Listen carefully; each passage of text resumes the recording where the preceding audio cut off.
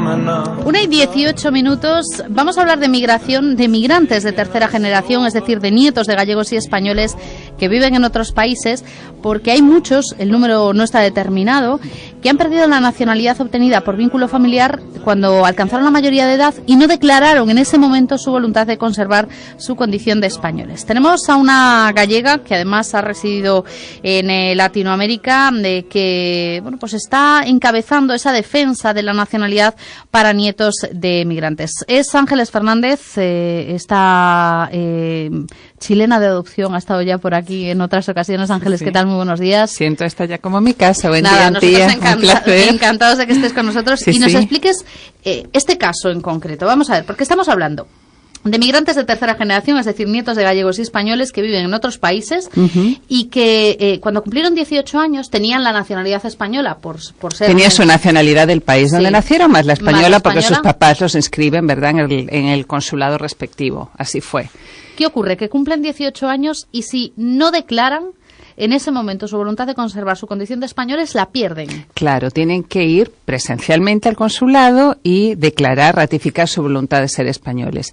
¿Y qué ha pasado? ¿Por qué a mí me emerge esta preocupación? Bueno, a partir del caso personal de mis hijos, que yo no me enteré. Y yo digo, bueno, si yo no me enteré, que presumo de informada, de que voy a reuniones de la embajada, que estoy conectada con el consulado, empecé a pensar, ¿y qué sucederá con gente que vive en lugares remotos? Piensa tú las distancias que hay en América Latina, en Punta Arenas, en Magallanes.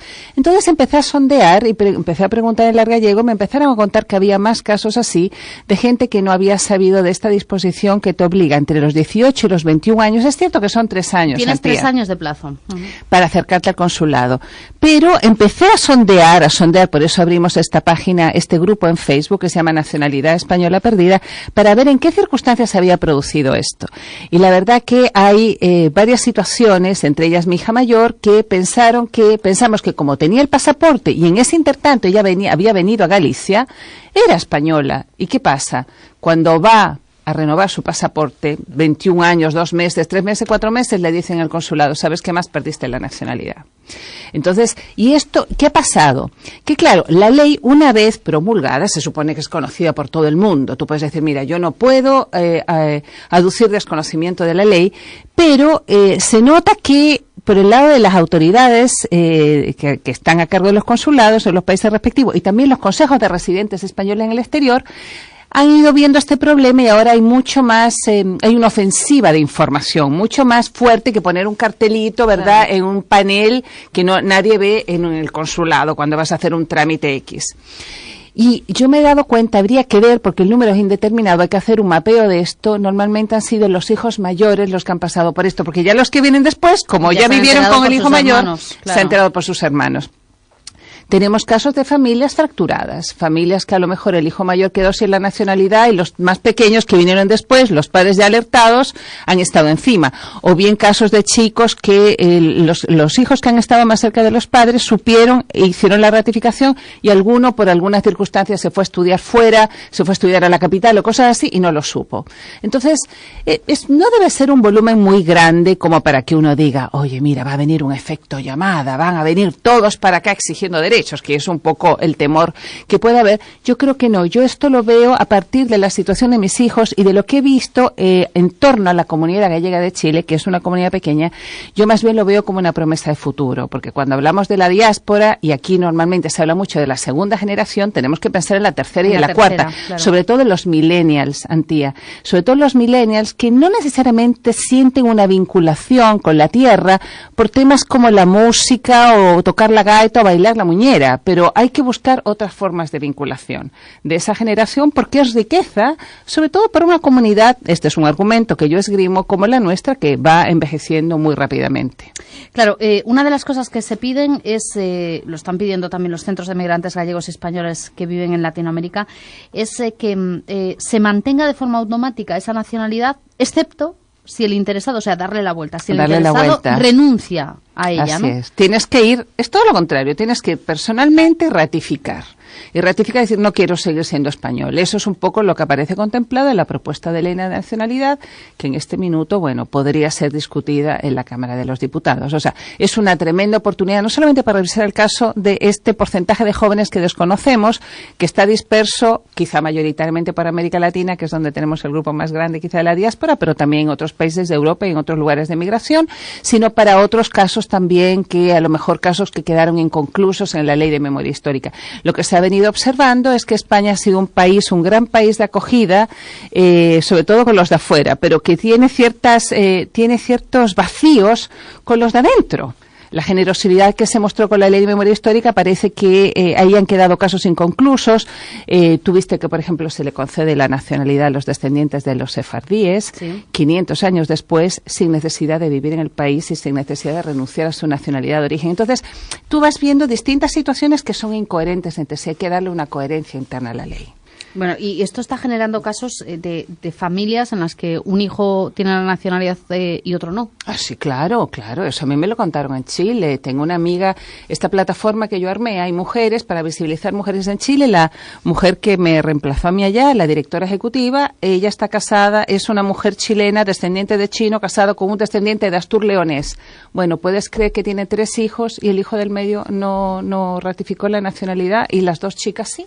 Por ejemplo, ahí tengo un caso muy concreto. Entonces, esto yo creo que hay que corregirlo y, como digo, esta ley de nacionalidad que busca ponerle luz a estas anomalías, no solamente el caso del artículo 24.3, hay otros casos, por ejemplo, los nietos de abuela, por ejemplo, hay varios casos ahí que ojalá cuando se discuta la ley... ¿Qué son los nietos de abuela?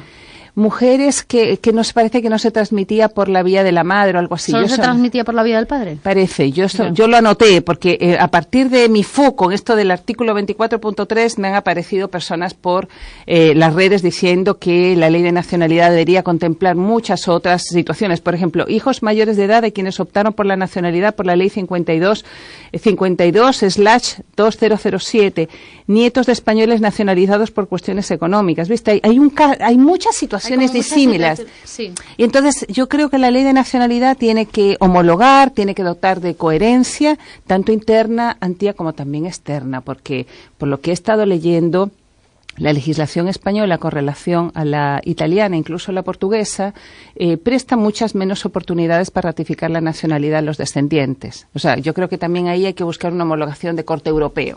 Me genera varias dudas esto de la ley de nacionalidad tal y como está ahora y con la propuesta que vosotros planteáis. Por ejemplo, ¿puede ser que sea necesaria una norma que sea más fácil de conocer por parte de quienes pueden estar afectados por la misma? Es decir, da la sensación de que no tiene que tener lo que tú decías antes, el desconocimiento de una ley no exime de su cumplimiento, pero es evidente que en muchas ocasiones nos puede resultar muy complicado o no hay información suficiente o no podemos desplazarnos a un consulado o no nos llega ningún tipo de comunicación de una ley, como en este caso, que nos va a afectar directamente, que es lo que ha pasado aquí. Eso fue lo que pasó. ¿Son necesarios otros cauces de comunicación que se expliquen las cosas de otra manera, más sencilla?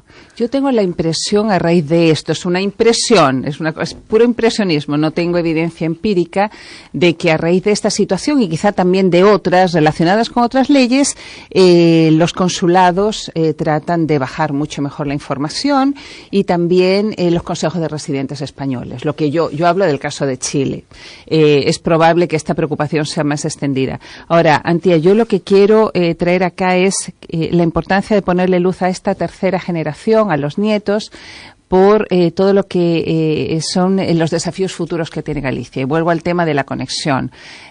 Piensa tú, Galicia es la comunidad de toda España que tiene más personas viviendo afuera. Eso es una riqueza, por un lado. Por otro lado, cuando uno ve, por ejemplo, los desafíos estratégicos que tiene Galicia de innovación, es probable, leía yo anoche, muchos jóvenes de estos pueden estar haciendo trabajos o proyectos personales en las áreas que a Galicia le interesa: energía, medio ambiente, logística, turismo y cultura, TIC, salud, bienestar y vida, alimentación, agricultura, pesca y biotecnología. Todas esas áreas deberíamos ver cómo las conectamos con estas generaciones, más allá del folclore, de la danza y todo ese tipo de cosas, que a mí veces nos da un poco la sensación de que nos quedamos con esa idea. Sí, yo creo que se piensa que esas manifestaciones son las únicas posibles o las que a los jóvenes les hace vibrar. Y yo lo que he visto afuera no es así. A los jóvenes les llama la atención vincularse con Galicia por otras cosas y no necesariamente para aprender a bailar la muñeira. O sea, no quiero tampoco caer en la caricatura. Sí. Pero mira, yo creo que esto, ojalá se discuta la ley de nacionalidad en el Congreso y pueda solucionar todas estas situaciones, porque en el caso concreto de Galicia yo creo que es riqueza. Yo hablo de una Galicia, la diáspora 3.0, ese tipo de diáspora, que son jóvenes que no necesariamente piensan vivir aquí, pero que además, fíjate, varios de estos jóvenes que a mí me han escrito me dicen, yo he ido, gracias a programas de la Xunta, a conocer a mi familia gallega. Yo he estado allá a través de estos programas que se llaman Residencias en la Tierra. Conozco a mi familia, me encariño con ella, desarrollo un vínculo emocional y después, por no enterarme de que existía esta ley, me quedo sin la nacionalidad española. Es un absurdo. Bueno, hay quien calcula que son unos 4.000 los descendientes que podrían estar pendientes de regularizar esta situación. Porque mientras no se tramita la nueva ley, ¿hay algo que puedan hacer quienes ya han perdido la nacionalidad? ¿Reclamarla de alguna manera? ¿Se puede reclamar? O sea, tú puedes recuperar la nacionalidad, tú puedes venirte a vivir un año a España. Pero, por ejemplo, cuando yo me percaté de esto en el caso de mis hijos, estaba estallando la crisis económica acá. Claro. Y entonces yo voy al consulado y digo, pero me dicen, bueno, sus hijos se tienen que ir a España, pero por favor, usemos 2 dedos de frente. ¿Cómo se van a ir mis hijos para España cuando están saliendo los jóvenes por miles? Porque no hay horizontes laborales. Entonces, te podrían decir, bueno, pero ya la situación en España está mejor y se van a vivir allá. Bueno, pero hay que buscar trabajo, hay que ver cómo vives, que van a llegar a costa de los familiares que están acá. A mí me parece además todo un incordio en una era de la globalización, ¿verdad?, con los avances tecnológicos, que para recuperar la nacionalidad te tengas que trasladar al país de origen. Yo creo que hay que pensar fórmulas mucho más innovadoras, mucho más fórmulas de futuro. Y luego, bueno, lo que acabamos de ver en días recientes, Antía, en el diario El País, que, por otro lado, el gobierno español le ha concedido la nacionalidad a un montón de personas que son delincuentes con sentencias firmes. Entonces tú dices, bueno, ahí hay un galimatías. O sea, hay un problema. Hay un problema claro. Hay un problema claro que no solamente estamos hablando de esto, sino que por un lado se quita la nacionalidad o se te hurta, habiendo ya desarrollado un vínculo emocional previo, un vínculo sentimental, y por otro lado se le concede a personas que, bueno, no reúnen los requisitos mínimos para tenerla. Entonces, bueno, esa es un poco la situación en que estamos. Ángeles, ¿qué le recomendarías a una persona que nos esté escuchando, que se encuentre en esta situación, o que tenga hijos o nietos que sepa que se encuentran en esta situación? Bueno, yo le recomendaría que bajara la ley de nacionalidad, que está disponible en Internet. Yo incluso la subí a este sitio, que está en Facebook, que se llama Nacionalidad Española Perdida, y que dependiendo de la provincia o el distrito al cual está adscrito esta persona que tiene hijos o nietos en esta situación, le escriba a sus representantes políticos en las Cortes para que tomen conciencia de la importancia de esta ley. Yo creo que en el caso concreto de Galicia debería importarnos más, justamente porque tenemos esta peculiaridad, que tenemos la comunidad que vive afuera más grande de toda España. No sé si os habéis puesto en contacto con los representantes de la Xunta de Galicia, en este caso entiendo que con la Secretaría Xeral de Migración, ¿o tenéis pensado hacerlo?